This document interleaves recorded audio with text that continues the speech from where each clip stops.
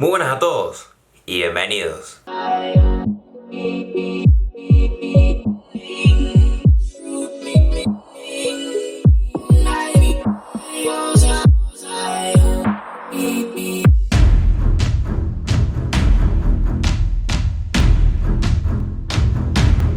Hablar de los 90 es hablar de Menem, del 1-1, de atentado, de la AMIA, de la Embajada de Israel, de José Luis Cabezas, entre tantas otras cosas más que nos dejaron los años 90 en la República Argentina. Claro que también uno de los hechos más importantes y más recordados fue la muerte de Carlitos Menem, el hijo del presidente de aquel momento, Carlos Saúl Menem. Así que sin dar más vueltas y metiéndonos de lleno en la historia, te voy a contar qué pasó con Carlitos, por qué murió, se mató, lo mataron. Bueno, saca vos tus conclusiones. Yo te lo cuento y sin dar más vueltas, pasamos al video.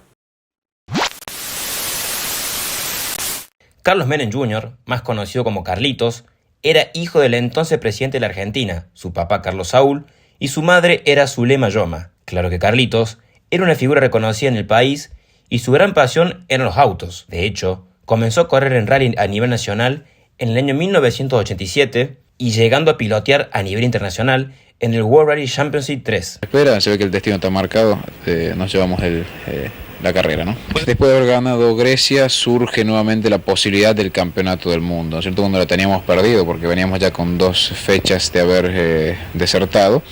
Bueno, ahora ganamos 13 puntos con este primer puesto. El primero del campeonato tiene 36, es decir, tendríamos que ganar el Rally de Argentina, que juego como local, tengo mis posibilidades, y el Rally de Nueva Zelanda, que es el que le sigue. Y después decidir en la última, que sería Finlandia en los 1000. Carlitos gozaba de la fama y su reconocimiento a nivel nacional.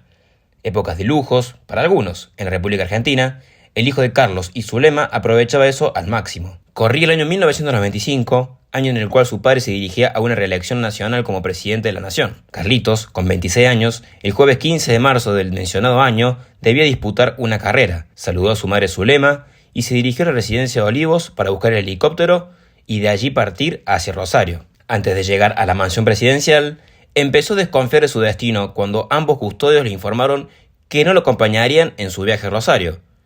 El jefe de su custodia personal, el oficial Oscar Barcelona, había dispuesto que ese día disminuyera el número de agentes y móviles que lo protegieran en el trayecto hacia su destino en la provincia de Santa Fe. Raro era también que el helicóptero, en su descanso en la residencia de Olivos, no contara con una custodia asignada o que no se le hubieran fijado las más mínimas medidas de seguridad. A sabiendas de que contaba con menos integrantes que se ocuparan de su seguridad personal y con total resignación, Carlitos decidió igualmente seguir adelante en el trayecto que lo llevaría a la ciudad de Rosario. Zulema siempre le recomendaba a su hijo rotar cada tanto la custodia, ya que le hacía mucho ruido que Barcelona lo acompañara siempre. A las 9:20 de la mañana, y luego de encontrarse con Silvio Oltra, piloto que lo acompañaría, partió de la morada presidencial con destino a Don Torcuato, donde arribó a las 10:10 para cargar combustible. Lo que sigue es que en el trayecto Don Torcuato-Rosario, Carlitos estrelló la nave que piloteaba a un costado de la Ruta Nacional 9 en el kilómetro 211,5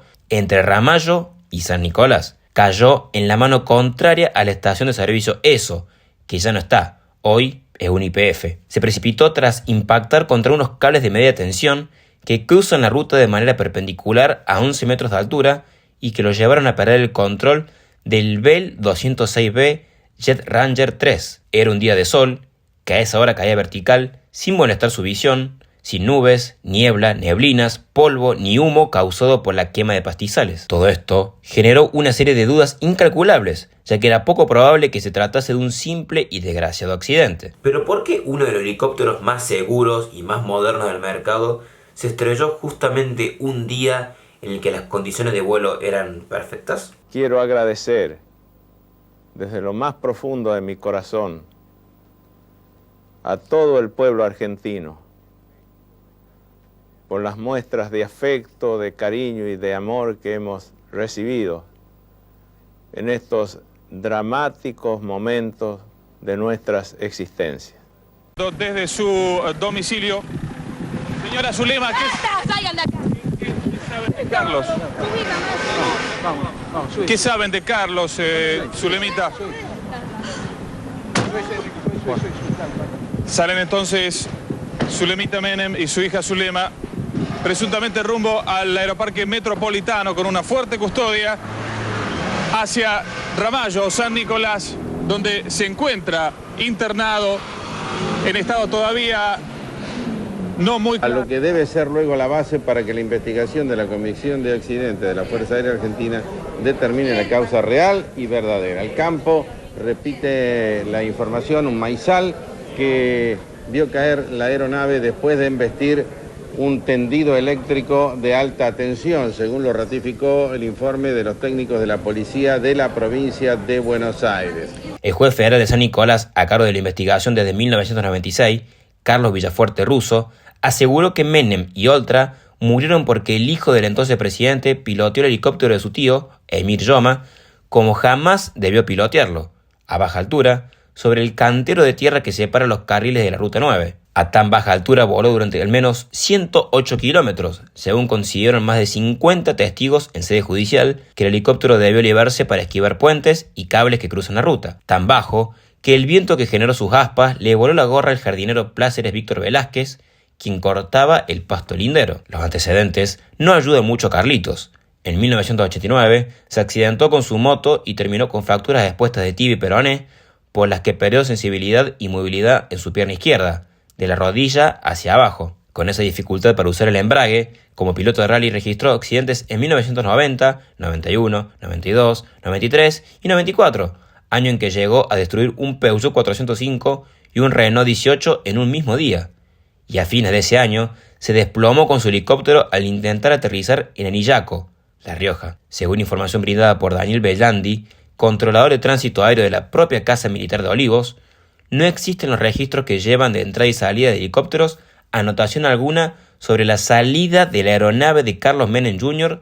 desde la residencia ese fatídico 15 de marzo de 1995. Zulema estaba convencida de que no se trataba de un accidente, de que a su hijo lo habían matado a balazos, víctima de un atentado criminal. Dudo que mi hijo haya tenido un accidente.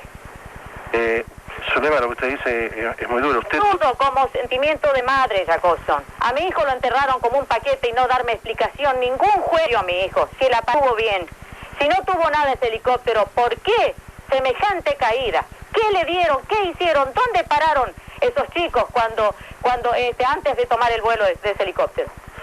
¿Usted duda que haya sido, le repito la pregunta, un accidente, señora? Dudo y tengo mis dudas. Y yo quiero que alguien, algún juez, a mí como madre, me dé una explicación de todo paso a paso qué es lo que se hizo en la investigación en cuanto a la caída de ese helicóptero. Vale destacar que el desguace del helicóptero se hizo inmediatamente sin posibilidad de un nuevo peritaje, uno de los tantos hechos que alimentaban las sospechas de la familia Menem.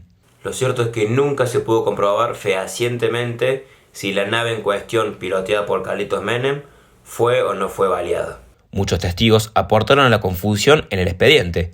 Varios terminaron acusados de falso testimonio o de ladrones, porque algunos se acercaron al helicóptero para ayudar, otros por curiosidad, y un puñado aprovechó para robar, desde $26.800 hasta los anteojos oscuros y el reloj de Carlitos, un Rolex que recuperó la policía bonaerense y su padre Carlos usó durante años. Y varios testigos, al menos 14, según el contó de Juan Lavaque, abogado de Zulema, murieron en los meses posteriores a ese 15 de marzo. ¿Cuántos son en total los testigos que murieron? 14. 14 testigos. Todos testigos directos, además. No es que es una causa que hay 200 testigos. Son muy pocos, son poco más de 15 y mueren 14. Lorenzo Siri, cuidador del campo vecino a donde cayó el helicóptero.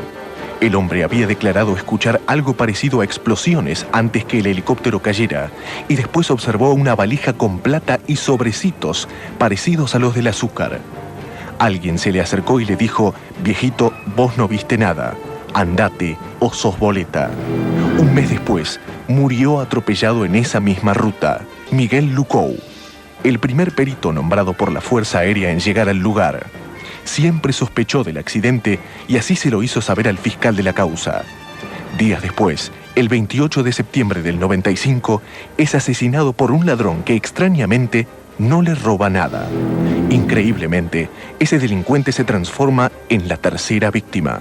2 días después de cometer su crimen, fue baleado por una comisión policial. Comisario Héctor Bacino. era jefe de la división helicópteros. Fue el primero en revisar el helicóptero. Dicen que sabía más de lo que contaba. 2 años después, el 17 de junio del 97, cae acribillado por 2 desconocidos que llegaron en moto. No hubo robo. Hugo Sánchez Trota, un preso de la unidad carcelaria de San Nicolás, que le escribió varias cartas a Zulema Yoma contándole versiones escuchadas sobre la muerte de Carlitos. Había prometido que una vez recuperada la libertad, iría a tribunales. Salió de la cárcel el 16 de noviembre del 96. 2 días después, muere en un confuso enfrentamiento en la ciudad de Pergamino. Nunca llegó a declarar. José Luis Mancini, perito de la Gendarmería. Le pidieron que hiciera desaparecer parte del helicóptero. Se negó. Días después, su hermano Emilio fue baleado en Lomas de Zamora por 4 desconocidos. Tampoco le robaron nada. Hugo Bocolino, camionero que pasó por Ramallo minutos después de la caída del helicóptero. Se comunicó con su señora y con miedo le dijo: «No sabes lo que acabo de ver. Cuando llegue te cuento. Es terrible». Nunca llegó a contarle. Apareció muerto en la cabina de su camión con un balazo en la cara. El doctor Martínez, médico de Ramallo y el primero en llegar al lugar de los hechos. Intentó darle las primeras asistencias a los heridos. Pocos meses después, fue asesinado a cuchilladas. Rodolfo Cortese tenía en su poder una grabación donde se escuchaban los gritos de Carlos antes de estrellarse. En esa cinta, el joven pedía ayuda y aseguraba que le habían disparado. Cortese falleció de un repentino ataque al corazón. Su cuerpo fue inmediatamente cremado sin la autorización de su familia. Algunos fallecieron en aparentes episodios de inseguridad, alimentando la suspicacia de Zulema Yoma. Otros murieron en accidentes que se comprobaron como tales. Hoy, la investigación por las muertes de Menem y Oltra sigue abierta, pero en fila hacia el archivo, otra vez. El juez Villafuerte Russo la archivó en 1998, decisión que confirmaron todas las instancias judiciales hasta la Corte Suprema, y Zulema Yoma acudió a la Comisión Interamericana de Derechos Humanos, donde el Estado argentino llegó a un acuerdo que derivó en la reapertura del expediente en 2010. Desde entonces, la novedad más saliente fue el giro de Carlos Menem, que afirmó que se trató de un atentado tras años de sostener que había sido un accidente, pero al declarar ante el juez y el fiscal, sus respuestas evasivas y silencios lo dejaron al borde de la denuncia por falso testimonio. Mientras tanto, el monolito que mandó construir Zulemita Menem a un costado de la Ruta 9, a metro del lugar donde se estrelló su hermano, ya se ha abandonado y semidestruido. En conclusión, para vos, ¿lo mataron? ¿Fue un accidente? ¿Cómo saberlo, no? Ya es casi imposible, pero el misterio va a quedar para siempre. Lo cierto es que espero que esta historia te haya gustado como me gustó a mí, que me interesó bastante, la verdad. Todo lo que es relacionado a Argentina y sobre todo a la década de los 90 me parece espectacular. Lamentablemente no es lindo este caso. Estamos hablando de un presunto atentado, así que no es para nada lindo. Pero bueno, no deja de ser interesante. Así que espero que le pongas me gusta si te gustó, que te suscribas al canal y nos vemos próximamente.